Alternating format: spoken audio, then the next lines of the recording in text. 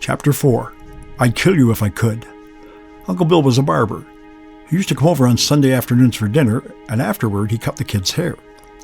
I listened from the vent in the floor upstairs, smelling the hot foods and cuddling up to the sense of security it all seems to provide. And when the haircuts were done, the dialogue rarely varied. "Well, Alice, why don't you bring Maury down," Uncle Bill suggested, "and we'll cut his hair too." Silas growled angry at his older brother. "No way is that black bastard getting his hair cut." "Ah, come on, Si," Uncle Bill chided. "You crazy old bugger, let him come down." Cyrus cursed and refused. "He'll probably turn out to be the best damn kid you have," Uncle Bill teased. Cyrus exploded into fits of cursing. Uncle Bill was not intimidated.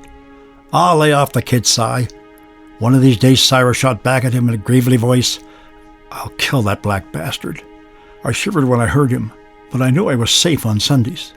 The old man never beat me when Uncle Bill was in the house, and in a moment, when Mum could slip away quietly, she advised me to drop by Uncle Bill's barber shop on the way home from school the next day. "Get out of there as quickly as you can, though, Maury," she told me, and I could see the sadness in her eyes. She found ways to avoid sending me away in the early days of her marriage, hoping that Cyrus would grow accustomed to my presence. He did not. He fumed incessantly whenever I was in view, cursing and growling like a chained alley dog. I never had an earliest recollection of his beating me. I could only remember being beaten, always being beaten. Cyrus drank heavily as Alice's accumulated problems now became his own. He stalked home from the tavern in the hotel downtown and fixed his drunken rage on me. While I was still an infant, Mum sometimes wrapped me in a blanket and walked the streets carrying me, waiting for Cyrus to spend his anger and collapse into a drunken sleep back home. I learned to walk in time, to learn to run. He would grab me by the arm and begin pounding on me until Mum could get to him and pull him away. If I squirmed away myself, I would eventually have to encounter him again. I learned that late payment was more severe than the immediate payment. I learned to go limp and let his big fist strike me at will. If I could not run to escape his noticing me in the first place, I could not run at all. Patterns emerged as Cyrus' alcoholism drove him to deeper and deeper hatred of me. As the dinner hour approached, he walked the same route home from work, via the tavern. I established hiding posts, a fence, a bush, or my favorite tree, just outside my solitary window, where I could conceal myself and watch him coming. I trembled as I peered out, gauging his drunkenness by his gait. Every evening I had to decide whether or not to slip home ahead of him by way of the well-worn shortcuts. If I was home when he arrived, I would be beaten ferociously. If he were in that frame of mind, I tried to determine by watching him secretly on his way home just how miserable he was, just how bad he was feeling, and just how likely he was to head straight for the bathroom or the bedroom once he got to the house. His drinking created terrible digestion problems for him, which sometimes forced him to skip my beating. On some nights, too, he was simply cranky, wanting his supper and wanting it now, rapping his cup on the table for a refill of tea, and looking around with a scowl and saying, "Where the blank is that paper I brought home?" But usually, if he were just uncomfortable enough to be enraged, I could be certain of a beating. Sometimes I decided to stay out, hoping that he would forget my absence and pass out for the night. I found places to sleep around the neighborhood, under a veranda, beneath a porch, in a thicket, or simply on the frozen earth of a neighbor's lawn or an empty lot. Many times a concerned neighbor would rouse me and take me inside, my teeth chattering and my flesh trembling with the cold. The neighbors knew full well what my fear of crazed Cyrus Wick had kept me from going inside. I never sat at the dinner table with the rest of the family, except on those rare occasions when Cyrus was not home for dinner. "Let that black bastard starve," he snorted when one of my brothers mentioned me as I listened from the vent on the upstairs landing. When they could, one of them would slip a few scraps of food to me afterwards, like the impish teenagers feeding the family mud on the sly. Sometimes they couldn't. And every evening as the dinner hour neared, the trauma began all over again. I could wait outside and face the weather and the horror of hiding, and hope that someone could sneak me some food, or I could go inside to the physical warmth and the frozen emotional tundra and face my chances with Cyrus. If I was in the bedroom as he came in, the terrible countdown began as I heard him push his way in the front door downstairs. I stood in the darkness, having learned that it infuriated him to see me enjoying a normal lamplit room. I only tried to hide under the bed covers one time. Bunched up in a terrified ball in one corner of the bed, the electric terror pulsing through my skinny frame, He lurched up the stairs and into the blackened room. It was too dark to see anything, but Cyrus did not turn a light on. Instead, he began to hunt and search and curse in the darkness, groping wildly along the walls and under the bed and around the edges of the bed. "I'll find you, you black bastard," he said over and over between his gritted teeth, "and when I do, I'll kill you." My mind raced desperately. If I kept silent and hidden, he would eventually find me, and I knew he would beat me harder and longer for having to ferret me out. But I could not squeeze out a cry. I could not make myself call out to him and invite the horrible abuse. Suddenly, I felt his hot fingers make contact with my ankle. "I've got you now, you black bastard," he growled like an animal. He yanked me off the bed with a single snapping motion. In the next split second, I could see him silhouetted against the moonlight in the window, his rising fist above his head. I closed my eyes and waited for the blows to begin. Each impact crushed my face or my arms, until I felt myself fading away. The images and thoughts began melting together as I struggled to maintain consciousness. I could hear the voice of my brother Mark as he clung to Cyrus's pant leg, pleading with him to stop. But he pounded me again and again and again, then kicked me to the floor, then began punching me again. I could feel the cold wooden floor beneath me, and then the freezing steel bed frame against my face. Silas reared back and unleashed a final solid blow to the back of my head, and I was gone. I woke to feel the aching pulse throughout my body, beginning in my face where my skull had been butted up against the bed frame. My little brother Mark was cradling my throbbing head in his arms, looking down into my lumpy, bruised face. "Maury," he said softly, "are you all right?" I mumbled something through swollen lips. "Maury," Mark said in a terrified, breathy voice, "I thought you were dead." The revenge instinct fed his alcoholism, and his drinking heightened his thirst for revenge. They said he had suffered a terrible wound in World War I. A bullet ripped into the corner of his eye socket and passed through his head and out the back of his ear. But there was no evident scar. Some said he went away to war and came back a different person, somehow warped by the countless killings he witnessed as he crouched in the foxholes and scrambled for survival. Now I seemed to be the target of his irrational anger.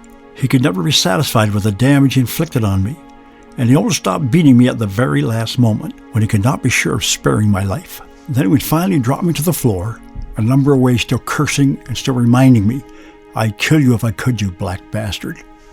But I was only the victimized symbol of Cyrus' hatred. The real vengeance he sought was against my mother Alice. I was the child she had loved, the offspring of the man she had loved, the man she had fled to and clung to instead of Cyrus, in that impassioned summer so many hot summers ago. She was horrified in the early days when he first began hitting me, and she always scurried to my defense, pulling me away from him and shouting down the old man. But as the years dragged by, her defenses sagged. He wore her down by his sheer consistency, by loading her up with insults of her own, calling her terrible names. She grew tired and numb, hopelessness seeping in. Life had never lightened up for her. The children she wanted Cyrus to care for were victims in their own ways as well. Rose, Jay, and Frank knew the old man as Uncle Si, although everyone called him the old man behind his back. They kept him at a distance, ignoring his rages and despising him generally. Times were tough for all of us.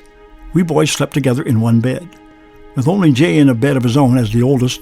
Additionally, brothers Cyrus Jr. and Hal were soon added to the family, and we lay across the bed the wrong way just to fit everybody in. Sometimes my brothers hid me under their bodies when Cyrus was on a late-night rampage. Sometimes it worked.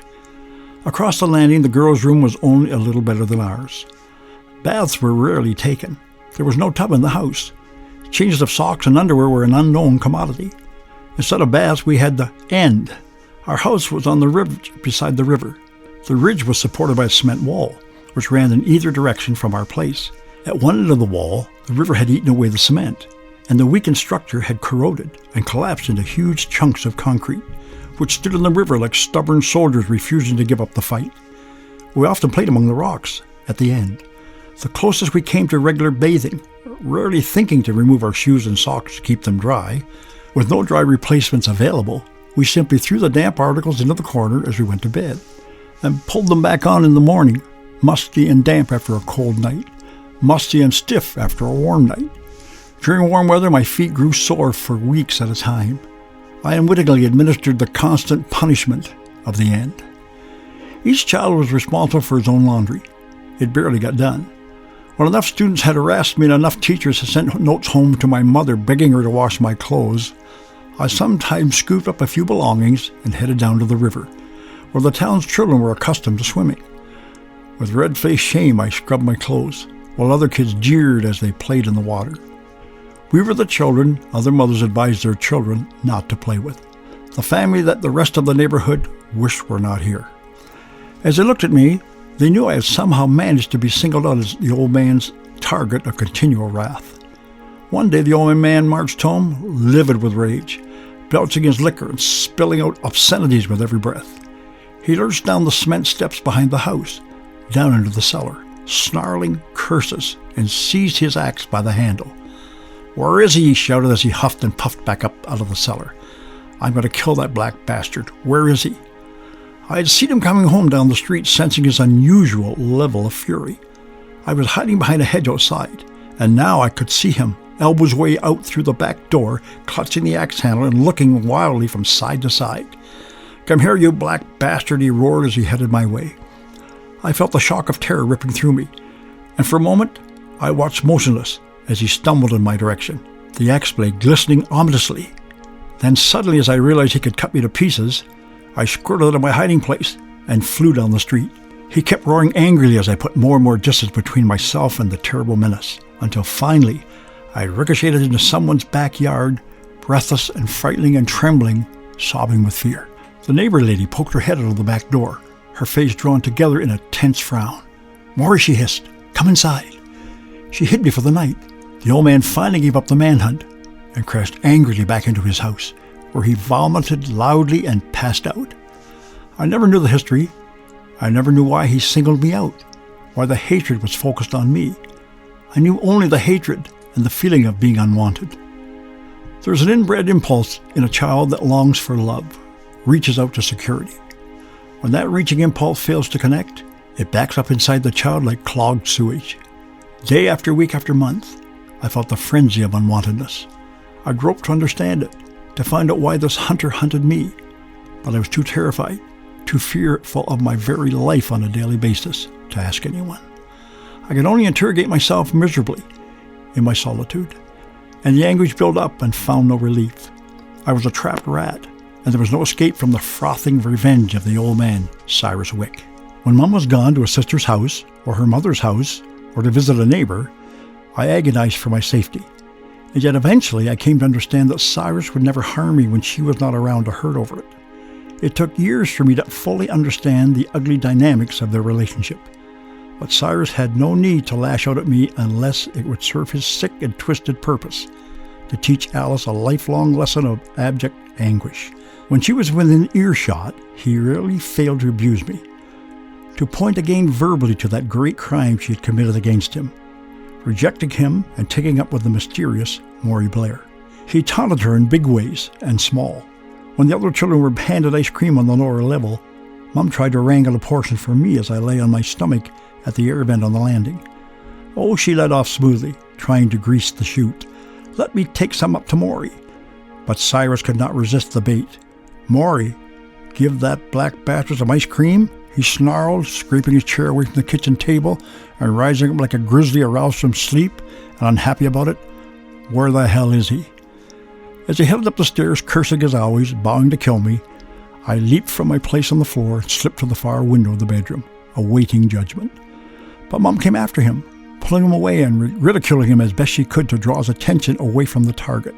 Grumbling, still miffed, Cyrus reluctantly stopped on the landing, pulled his arm away from her angrily, and muttered a few final obscenities at her before clopping into his bedroom, dumping himself into the unkept bed. But it was all she could do. She could only on occasion stay his hand. The wall of revenge could never be scaled, not by any human means. Cyrus' distorted anger had built in too high, too thick. Mom could never throw a birthday party for the child Maury Blair, never express any open affection toward me, for fear of making a holocaust even more ferocious than it already was. Only one weapon could cut through the worst of times and bring a temporary halt to the fury: the name of Jesus, employed in something other than a curse. Cyrus mounted the steps at the end of a rainy spring day, vehement and noxious. He failed to make the turn on the landing and lumbered straight ahead to me, out of my desperate little corner. He struck blow after blow until finally he was fed up. Then he picked me up with his two monstrous hands and thrust me through the bedroom window. I hung in his grasp over the rain-swollen river below, which ran along the ridge just behind our house. I screamed, terrified of the fall in the water, but I was afraid to kick or squirm away. The dreadful light fingers of Cyrus Wick were my only hope for survival. Mom heard the screams and came up the stairs.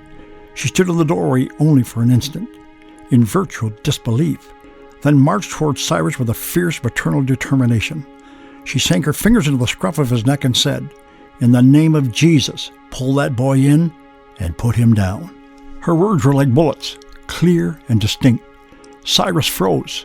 I could feel my heart pounding through my ribcage, waiting for movement, any kind of movement, something to tell me if he would toss me into the water like a scrap of garbage, or whether he would obey the unusual authoritative command of my mother. After an endless fraction of time, he drew me in back over the windowsill and let me drop to the floor. He would not look at Mom, but instead muttered a filthy word under his breath and stalked away. Mom waited for him to leave the room, then she turned to me. I was picking myself up, shaking badly, longing for her to take me in her arms and convince me it would never happen again, that she would protect me from that old man from now on. I wanted so much for someone to love me. But she patted my shoulder and looked at me with her big, sunken, doe-like eyes that declared her sadness but failed to console me. And once again the question that sounded so terribly absurd, "Maury, are you all right?" She barely waited for a response. She couldn't afford to. If she lingered with me, the grizzly would return. She knew it as well as I did. There would be no stolen embrace, no furtive moment of affection for the child. She was suffering hell herself, and she'd been trained to avoid the black bastard, until one spring day she sent me away.